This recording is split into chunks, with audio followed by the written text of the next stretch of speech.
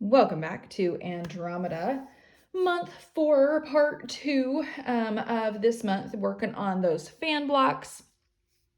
So the previous video talked about getting all of those template pieces cut to get started on this and marking those TRP lines. And I promised you that I was going to show you how to cut the curves.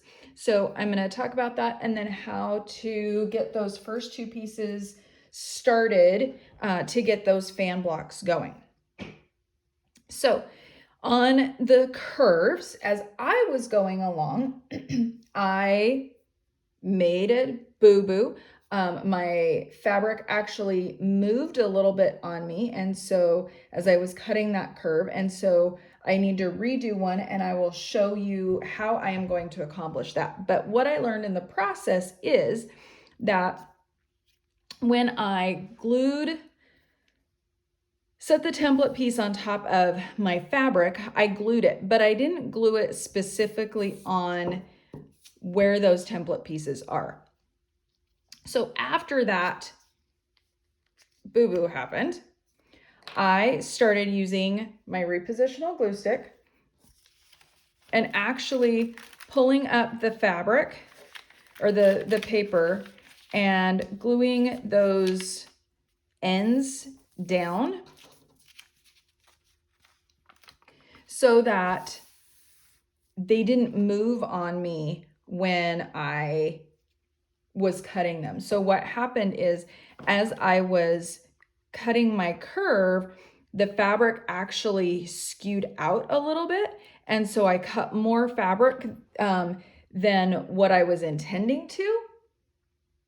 And so it was, if it had been just a smidge or if it had been on this side, I probably wouldn't have worried about it. However, it was almost that 1/4 inch. So I was gonna lose my seam allowance there, and I really didn't wanna do that. So I'm gonna redo that one and I'll show you how I managed that. So the way that we cut these curves is, you can see that I cut out just individually. There were 4 sets of these guys. And so I just went around, made sure that the fabric stayed in place, didn't move wonky, cut those so that it was easier to maneuver those pieces. So you can see I have most of my stack already cut out here. Before I cut those out, I stitched those TRP lines. So those are hanging out there. That does help keep that middle in place, but it was my ends that kind of got a little crazy on me. So what I do is I am going to start on this outside curve. It does have cut line 1, cut line 2, and then doing the outside. You can totally do that, and I'll show you that.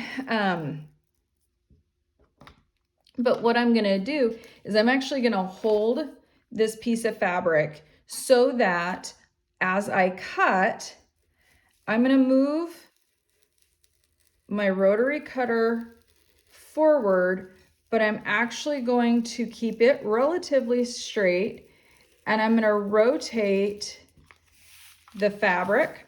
Now, especially if you're cutting multiple layers, you're gonna wanna pick up every inch or so as you push forward with your rotary cutter so that the fabric can kind of ease back in, because it will push a little bit. And so we don't want to push it out of alignment. So I'm just going to continue slowly going around like that. And so by having your rotary cutter go forward and you moving the curve into its path, you're gonna get a smoother cut than if you try to move this along that edge. It just works better. For your ends, you can use whatever small ruler you want to clip off those ends. I just use my little add-a-quarter ruler because it's just nice and small. I had it out for something else. You can use anything really. I don't like to use anything real big because then it just gets cumbersome on those little tiny things. Now, you can do it the opposite way as well. So that time I was moving it, it was convex, so I was moving it this way. You can move it out away from your blade as well. Doesn't really matter. It's that same concept that my rotary cutter is going in almost a straight line. It's not perfect, of course, but I'm moving that fabric instead. So you can see that that lays out really nicely. Tension issues on my TRP lines. Didn't catch it till afterwards. Not that worried about it because they're going to come out anyway. As long as I have them in there to be able to match up, then it's not going to be a big deal. So again, on these, I think I'm going to start. They have cut line 1, 2, and 3. Doesn't really, and 4 doesn't really matter. I can cut those before, I can cut them after. I don't think it really makes that big of a difference. I like to have the bulk of my material off to my left side, and cutting the little bit on the right. It gives me more to hang on to on the side that is moving the fabric.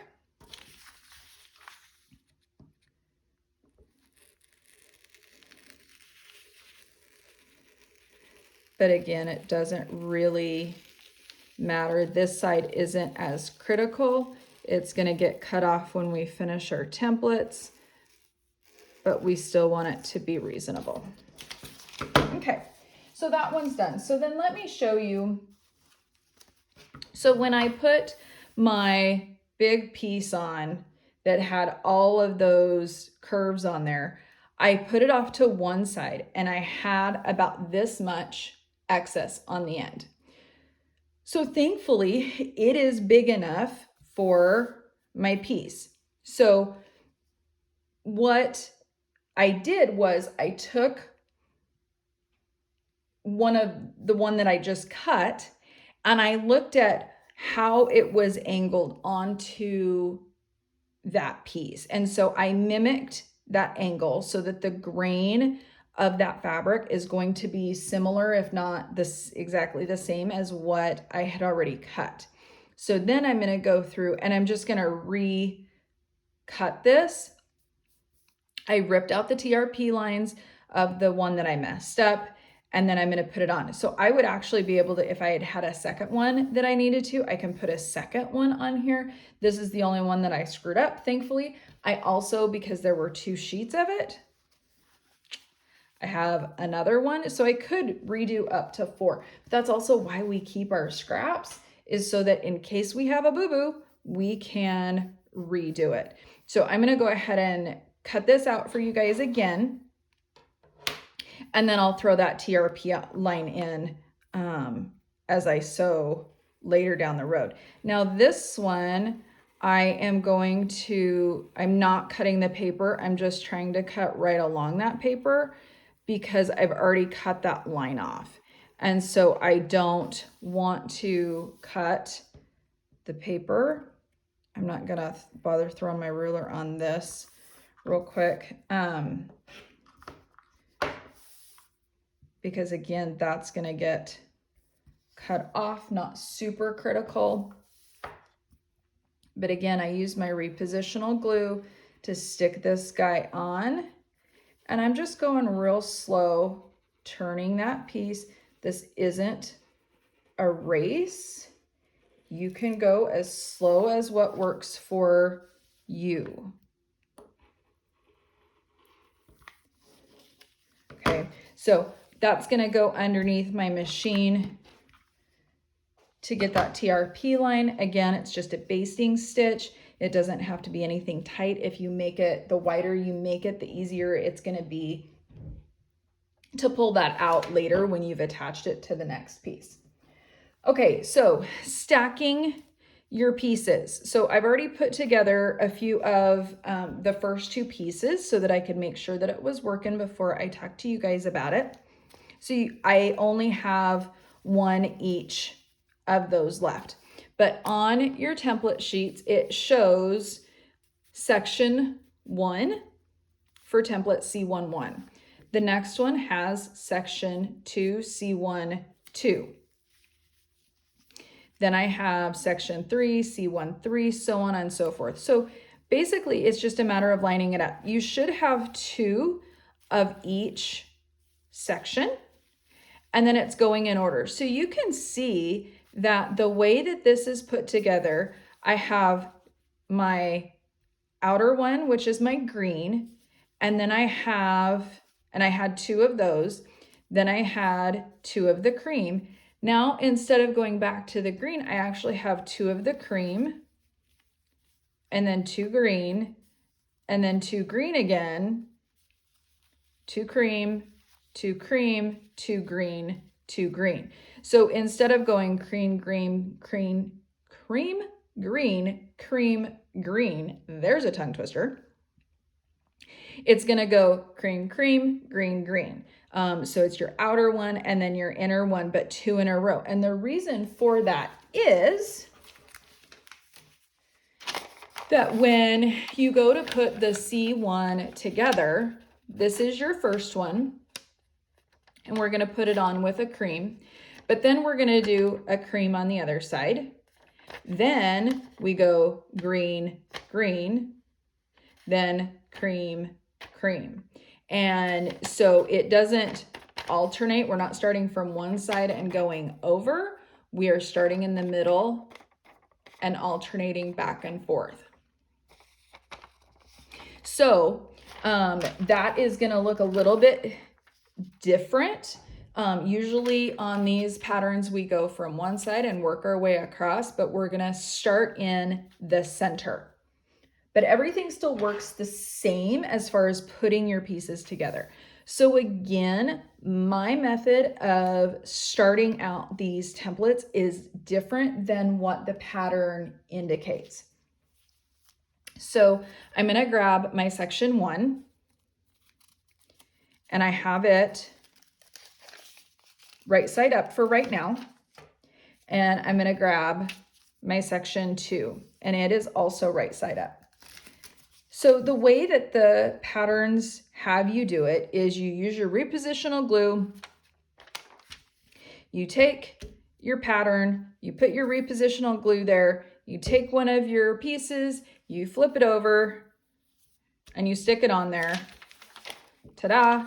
Then you fold on line 1 and trim it off. Okay? To me, wasted step. We don't need to do that. This is a nice straight line. It covers the whole piece of it. There's no point in cutting it and then cutting it again for no good reason. So the way that we're going to do this is I fold my template, and you actually want to fold it. You can fold it on either the dotted line or the straight line, the solid line. The easiest thing is going to be to do it on the dotted line for line 1. And I actually wasn't thinking about that. I did it on my solid line, but I'll talk about that in a minute. But if I fold it on that dotted line, then what I can do is I can line up these 2 pieces, put this on that dotted line, and sew them together. And I'm still going to have my 1/4 inch seam. So we want the green fabric to be wrong side up. So I'm going to flip the whole pile over, okay? Because it's going to go next to my paper. And so I want the wrong side next to my paper so that when I stitch it out, the right side, if I can get them apart, sticks out, okay? So this is my sew side for my cream piece. Now, I will say on my other ones, I ended up doing the other side and it worked fine, but I'm going to show you the proper way to do it. So we're going to have this down right side up. Then these are wrong side up, so I can just take it and put it right on top of my cream piece, lining up these edges. And they're going to be offset just a little bit because my cream piece needs to come down farther than my green piece. And then I'm going to take, and it's folded on that dotted line, and it's going to line up, that crease is going to line up against those edges. So when I take it to my machine, I should have the green against the paper and the cream outside of that, okay? So then that's gonna go underneath my machine. When I get it to my machine, I'm gonna open that paper up and I'm gonna stitch along line 1, that solid line, making sure that I have a shorter stitch. Generally, I have a Bernina. I generally drop mine about 4 notches from normal. I don't want them super close together to where it's going to rip my paper every time, but I want it close enough that it perforates that paper well to be able to get that paper off. So 3 to 4 notches down from normal is about perfect for me. So I'm going to put that on under my machine. Okay, so I'm going to do it again so that you can get a good feel for how that works. So green wrong side up, cream right side up. I'm going to take a cream, put it down. I always put my sew side away from me. I always put it at the top of where I'm working so that I know which side is my sew side. Because those, on most of those things, the angles do matter, okay? Then I'm going to take my green that I know is wrong side up so that I can just place it directly on top, like so. And then this one, I haven't refolded. It is actually on the solid line. But what I'm going to do is it's going to go approximately 1/4 inch down from that edge so that when I open it up and stitch, I still have my 1/4 inch. Okay. So you can do it either way. It works just fine. And then I will check occasionally and open it up. Make sure that my cream piece is going to extend down past where I need it to be on the template, and that my green piece extends all the way where I need it to be for my template, to make sure that I have my template in the correct spot. So then that's going to go to my machine.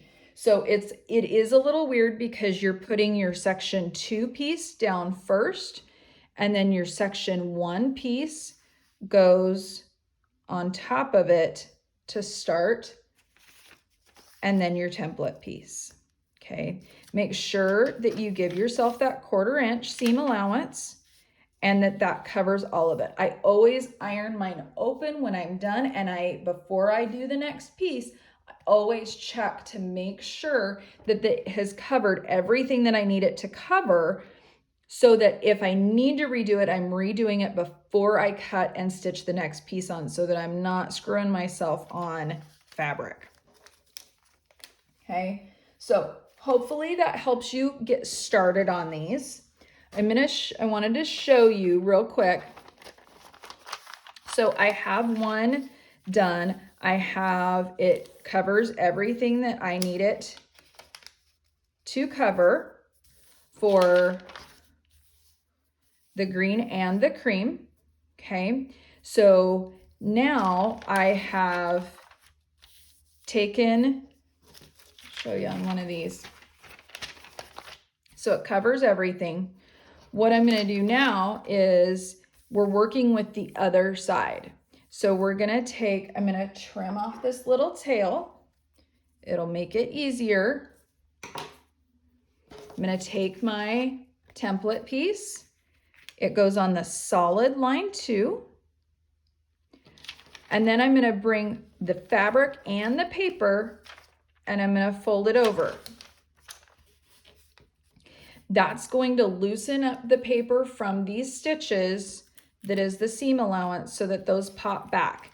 And then I just kind of pop that template and paper up just a little bit and allow that fabric to relax back, because you are working with bias. It will stretch. I don't want it stretchy. I want it to lay nicely for me.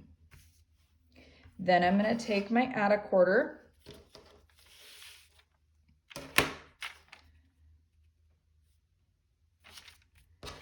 and I'm going to lay that against there, hold it steady, and trim that up so that then my next piece, right side up,